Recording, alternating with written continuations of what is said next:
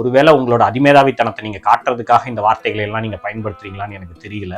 ஒருவேளை அவர் ஏன் அந்த கேஸ்ட்ரோ மேடம் வேற உள்ள இழுத்தாருன்னு தெரியல. ஒருவேளை தான் சொல்றது மட்டும் இல்லையா அப்படின்றக்காக உள்ள இழுத்தாரான்னு எனக்கு தெரியல. இது உங்க மெடிக்கலி உங்ககிட்ட ஆர்கியூ பண்றதுக்கு இல்லை. இங்க உங்களை நாங்கள் கேள்வி கேட்கிறோம். ஏன்னா உங்க பதில் எந்த எவிடன்ஸ் அடிப்படையில் இல்லாமல் இருக்கிறனால தான் இந்த கேள்வியவே நாங்கள் கேட்குறோம்.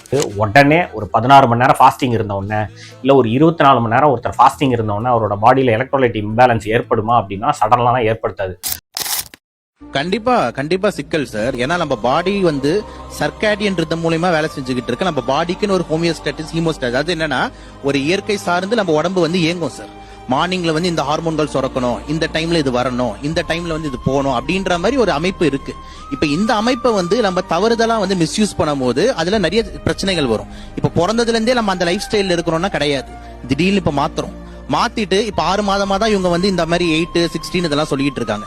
திருப்பி ஒரு சிச்சுவேஷன்ல இதை மாறுறாங்க அப்படின்னும் போது நிறைய இம்பேலன்சஸ் வரும். எலக்ட்ரோலைட் இம்பேலன்ஸ், ரீஃபீடிங் சிண்ட்ரோம், அதாவது எக்ஸ்ட்ரா சாப்பிட்டு எக்ஸ்ட்ரா வெயிட் போடுறது. இதே மாதிரி இருக்கும்போது ஆசிட் ரிஃப்ளெக்ஸ், கேஸ்ட்ரின் இதெல்லாம் செக்ரீட் ஆகி ரெடியா இருக்கும். ஹைட்ரோகுளோரிக் ஆசிட்ன்றது வயிற்றுல செக்ரீட் ஆகி இப்ப அந்த டைம்ல போடலன்னும் போது அது வயிற்றுல புண்ணுகளை உண்டாக்கும். ஆசிடிட்டி ப்ராப்ளம், ஆசிட் ரிஃப்ளெக்ஸ் இதெல்லாம் கேஸ்ட்ரோ மேடம் ரொம்ப அழகா சொன்னாங்க. இப்ப இது எல்லாமே நம்ம எதிர்பார்த்து காத்திருக்கோம். என்னோட முதல் கேள்வி என்ன அப்படின்னா, டாக்டர் என்ன சொல்கிறாரு, சர்க்கேடியன் ரிதம், ஹோமியோஸ்டேசிஸ் நம்ம பாடி சில இதுக்கெலாம் பழக்கப்பட்டிருக்கோம் அப்படின்னு நிறைய சொன்னார்.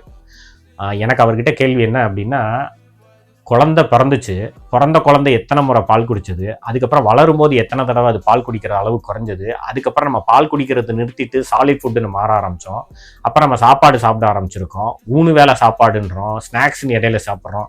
இதெல்லாம் எந்த பழக்க வழக்கத்துக்கு அடியில் வந்தோன்னு எனக்கு புரியலை. அப்படி இதெல்லாம் புதுசாக நம்ம பழகினதுல இந்த பழக்கம் மட்டும் எப்படி ரொம்ப ரொம்ப புது பழக்கமாக மாறுச்சுன்றது எனக்கு தெரியல. அதனால அதை அவர் டாக்டர் தெளிவுபடுத்துவார்னு நினைக்கிறேன். அதே மாதிரி அடுத்து அவர் என்ன சொல்றாரு, இந்த curd, gastritis, acid reflux, Castro madam அழகா சொன்னாங்க அப்படின்னு சொல்லிட்டுலாம் நிறைய அவர் சொன்னார். அதெல்லாம் இருக்கட்டும். ஒருவேளை அவர் ஏன் அந்த கேஸ்ட்ரோ மேடம் வேற உள்ள இழுத்தாருன்னு தெரியல. ஒருவேளை தான் சொல்றது மட்டும் இல்லையா அப்படின்றக்காக உள்ள இழுத்தாரான்னு எனக்கு தெரியல. பட் இல்லை உள்ள இருக்கிற ஆசிட் செக்ரீட் ஆகி அதுவே புண்ணை உருவாக்கிறோம் அப்படின்னாரு இல்லையா. நம்ம உடல் அமைப்பு இவர் தான் கொஞ்ச நேரத்துக்கு முன்னாடி சொல்றாரு, இயற்கை அது இதுன்னா சொன்னாரு. உடல் அமைப்பும் உள்ள அந்த ஆசிடை தாங்குற தன்மையில தானே அந்த ஸ்டொமக் இருக்கு. அப்போ அந்த ஸ்டொமக்கு எப்படி அந்த ஆசிடை தாங்காம பிரச்சனைக்கு உள்ளாகிரும்னு எனக்கு புரியல. ஒரு ஒரு அல்சர் இருக்கிறவங்களுக்கு, வயிற்றுல புண்ணு இருக்கிறவங்களுக்கு கட்டாயம் அது பிரச்சனையா, அது கட்டாயம் பிரச்சனை தான். ஒரு நல்லா இருக்க மனுஷனுக்கு எப்படி அவன் வயிற்றுல செக்ரீட் ஆகிற அந்த ஆசிடே அவனுக்கு பிரச்சனையாகும் அப்படின்னா, இந்த உடல் எப்படி, இந்த இயற்கை எப்படி அவனுக்கு அந்த ஆசிடை சுரக்கிறதுக்கு உண்டான ஒரு அமைப்பை ஏற்படுத்தியிருக்கும்னு எனக்கு புரியல. அதனால அதுவே எப்படி அது புண்ணாச்சு அப்படின்னு உடனே இதுக்கு திரும்ப ரொம்ப மெடிக்கல் டெர்மினாலஜியில் நீங்களாம் பதில் சொன்னீங்க அப்படின்னா நாங்கள் உங்கள் மெடிக்கலி உங்ககிட்ட ஆர்கியூ பண்ணுறதுக்கு இல்லை. இங்கே உங்களை நாங்கள் கேள்வி கேட்குறோம். ஏன்னா உங்கள் பதில் எந்த எவிடன்ஸ் அடிப்படையில் இல்லாமல் இருக்கிறனால தான் இந்த கேள்வியவே நாங்கள் கேட்குறோம். அதில் குறிப்பாக அவங்க என்ன சொல்கிறாரு அப்படின்னா, இந்த எலக்ட்ரோலைட் இம்பேலன்ஸு, ரீஃபீடிங் சிண்ட்ரோம் இதெல்லாம் சொல்கிறாரு. இந்த எலக்ட்ரோலைட் இம்பேலன்ஸ் அப்படின்னா முதல்ல என்னன்னு புரிஞ்சுப்போம். நம்ம எலக்ட்ரோலைட்ஸ் என்னென்னலாம் இருக்குது அப்படின்னா, நம்ம பாடியில் sodium, chloride, potassium, phosphorus, calcium, magnesium, carbonate இப்படி இந்த இதெல்லாம் இருக்குது. இதெல்லாம் ஒரு 16 மணி நேரம் ஃபாஸ்டிங் இருக்கிறதுனால உங்கள் பாடியில் டோட்டலாக டெப்ளீட் ஆக போதா அப்படின்னு கேட்டிங்கன்னா கட்டாயம் கிடையவே கிடையாது. இதில் வேகமாக டெப்ளீட் ஆகிறது எல்லாரும் ஒத்துப்பீங்க, எல்லா டாக்டர்ஸும் ஒத்துப்பீங்கன்னு நினைக்கிறேன். சோடியம் தான். அதனால தான் ஒருத்தன் உடல் நிலை சரியில்லைன்னு வந்த உடனே டக்குன்னு அந்த சலைன் வாட்டரை நீங்கள் ஐவியில் ஏற்றுறது.